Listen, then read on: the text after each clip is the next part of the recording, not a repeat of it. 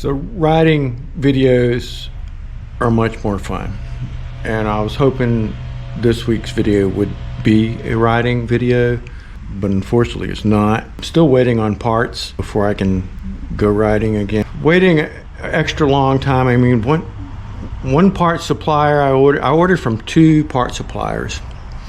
One is on the West Coast, other side of the country, but they still say shipping is 10 to 14 days, so they must not have much of an inventory. I'm thinking they get the orders and then they have to purchase what you ordered from them and then send them out, because they're saying 10 to 14 business days.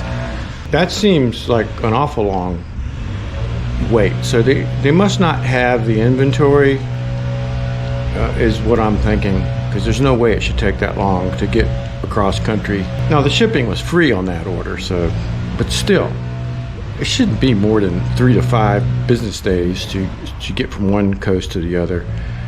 Now the second company I ordered from is overseas in Taiwan. I wouldn't be surprised if I get that before I get the order I made from stateside. Wouldn't surprise me at all. So, but we'll see. I mean, it's not that big of a deal because again, it's the weather. I mean, it's the end of the week now. Earlier this week I said that the weather forecast was upper 80s to low 90s, hot, humid, chance of thunderstorms every day.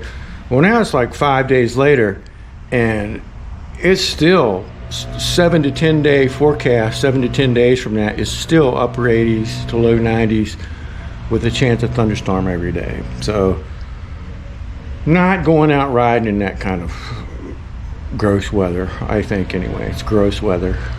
This is the perfect time to be waiting on parts anyway, because there's not much else I can do.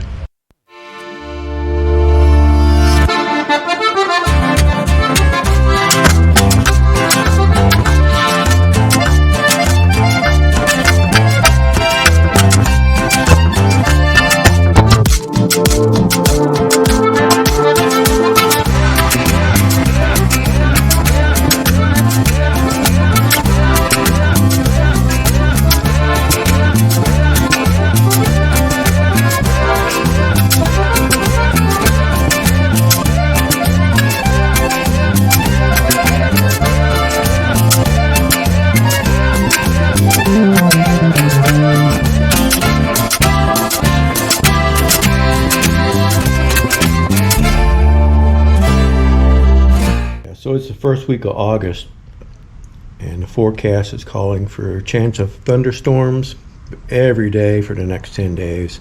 Temperatures upper 80s to low 90s, so not good riding weather at all. It feels really soupy and very humid. So I'm still waiting for like cooler fall-like temperatures before I go on any long ride. But today, I mean, since I've got this weather that's not ideal anyway, I'm looking to take care of the low speed vibration and rattle during acceleration, which is probably the rollers, I'm guessing, are worn in the drive pulley, and probably the clutch shoes in the driven pulley. So that's what I'm doing today. I'm going to take care of this stuff. Now the owner said that she dropped this bike when she hit some sand in a corner one day, and when that happens, something's gonna come out of alignment. So what I've got here, there's a broken tab right here. I do have a plastic welding kit. I think I can fix that. That's no problem. But I've taken off the left rear bottom panel, which is that black panel that comes here. I've got to do that to get this primary cover off here. But that bottom panel, because it was dropped previously at one time, that panel was digging in right here to the primary cover, just below the final drive belt filter connection right here.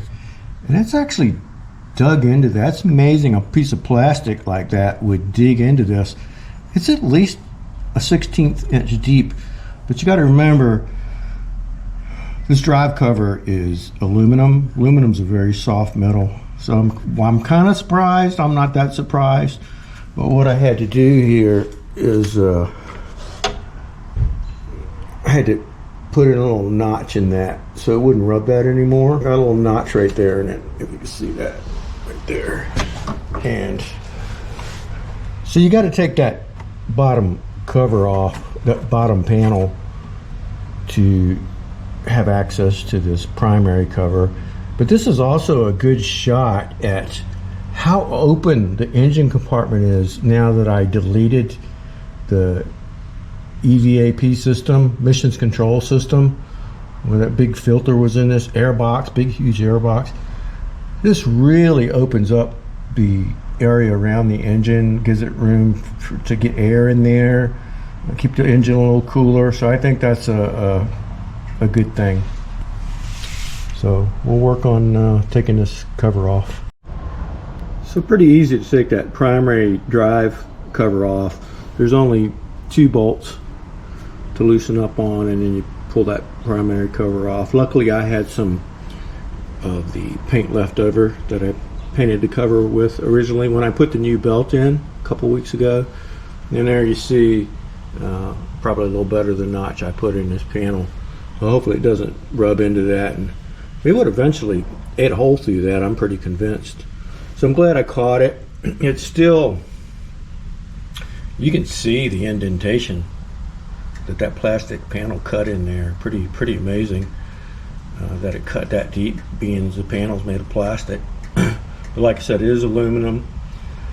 And once I get this back on and the cover on, it's so low down by the wheel, you're really not going to notice it unless you're trying to look for it. So I'm not going to let that bother me. I guess I could have ground that down and made it look smoother, but I chose not to. Like I say, it's not going to be noticeable.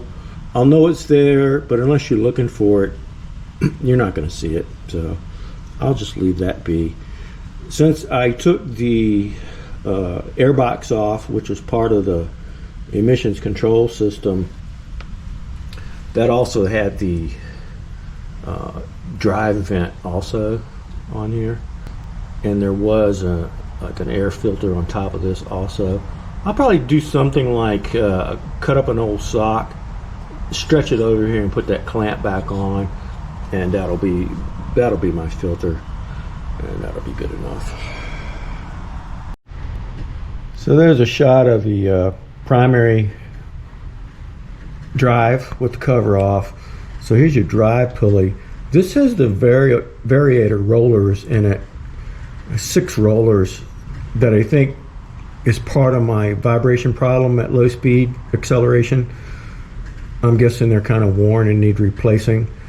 The motorcycle has 14,000 miles on it, so if they haven't been replaced, they need to be replaced by now. So that's the drive pulley.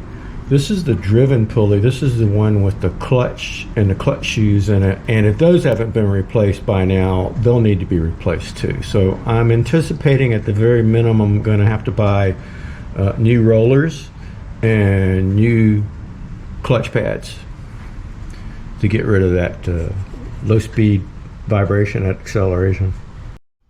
So here's the drive pulley parts. And there's some flat spots in all these rollers, so I'll need a new set of rollers. Both drive pulley facers have uneven wear, which you can kind of see by the rings,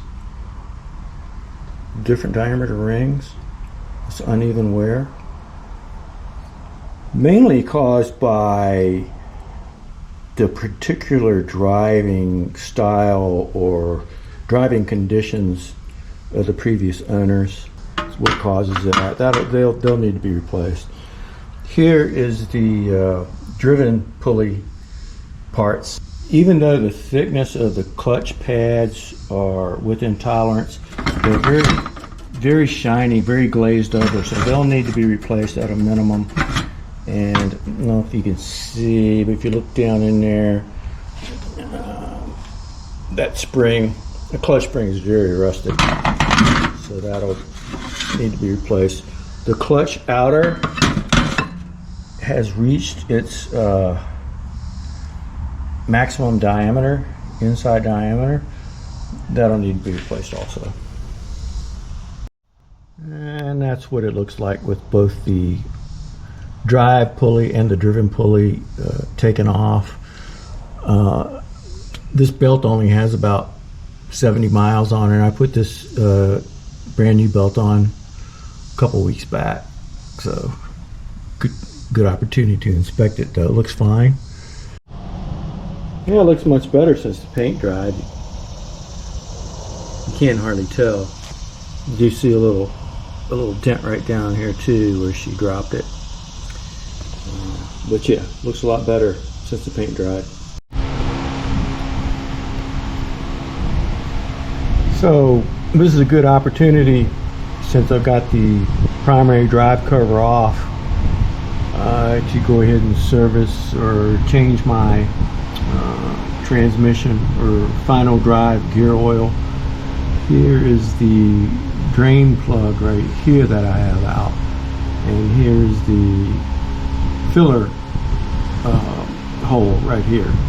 So the filler hole or inspection hole, same thing.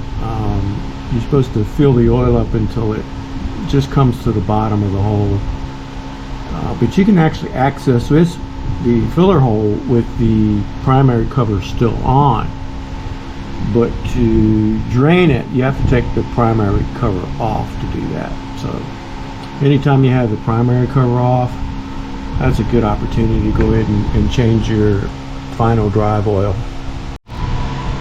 So that's kind of what you're looking for. You want to fill it up until you see it running out steadily, and then you just let it run out, let it drip till it stops dripping, and you know you're up to the bottom of the threads right there.